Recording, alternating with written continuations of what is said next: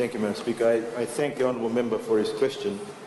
Madam Speaker, the one-line answer to that is it has commenced, but I think I know what he's actually looking for. Madam Speaker, with respect to Navakai, the informal settlement subdivision, it's also known as the Rhombic subdivision, Madam Speaker. The scheme plan on that particular subdivision has been approved, and we have about 67 residential lots, one commercial lot and one open space within the area, and specifically, Madam Speaker, with respect to the resettlement, there are only 4 resettlers that have been put into that particular subdivision. Madam Speaker, the Ministry is in the process of issuing approval notices to regularize 54 families, and of which 50 currently are seeking tenants, and 4 obviously are there as a result.